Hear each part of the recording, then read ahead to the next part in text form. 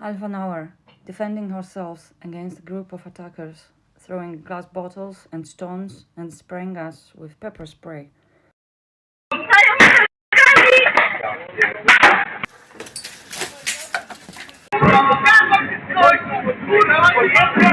I say this without enthusiasm because I'm angry and frustrated. I am fed up with this situation. During our concert on October 18th, a group of young men appeared, intent on provocation. They tried to enter without agreeing on the rules. They commented negatively on an anti-Semitism poster with a Star of David. After we refused this behavior, they calmed down. Later, when they refused to respect our sober space rule, they were caught with alcohol. We removed them from the area.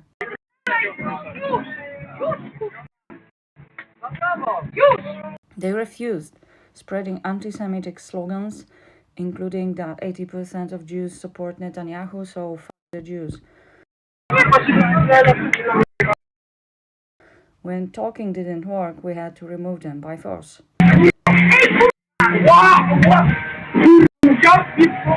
Later, they returned in a larger group with gas, bottles, stones, and other objects. They attacked one of us with gas to the face. For half an hour, they threw bottles at us and tried to break in, shouting, "Free Palestine! The left hates you!"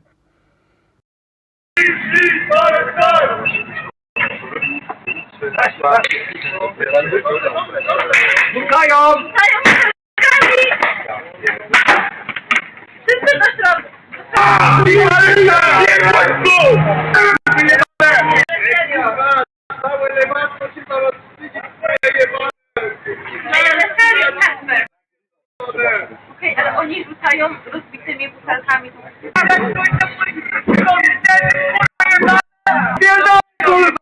They ran away when the police arrived. Yes, we called the police when one of us was attacked with gas.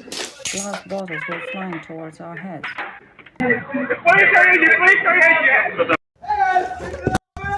No one in our team was seriously hurt, but many suffered severe stress and retraumatization. This was the first such attack in the 3-year history of the grassroots social-cultural center Postoj, where we held over 120 open events. We have previously faced violence from fascist and anti-Semitic vandalism, but never during events. This was an attack on a place that has built a community based on empathy, sobriety, anti-fascism, and fighting hatred. Hate came here physically, with gas, stones, and glass bottles, with the slogan "Free Palestine," turned into a weapon against anyone opposing anti-Semitism. This has been happening for 2 years. Former radical left friends attack us for opposing anti-Semitism, for showing solidarity with kibbutzim and all civilian war victims, including Israelis. Even though our events displayed the Palestinian flag, we raised money to help Palestinians. We repeatedly expressed our support for Palestinian self-determination, their freedom and safety, opposing anti-Semitism, calling Hamas fascist and not freedom fighters, or collaborating with Jewish people, whether Israeli punks we hosted or those with whom we organized the Never Again anti-Semitism protest, is enough reason for them to attack us. Violence and threats to burn our center were called for before. Last week it included photos, addresses, and sensitive data, doxing, and online lynching aimed to intimidate.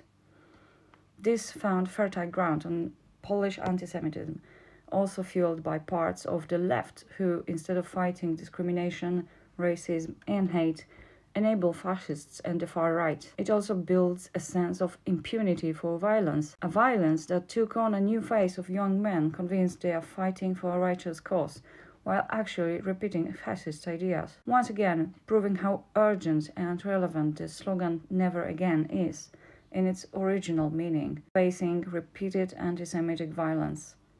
A longer text or previous statement can be read on our website.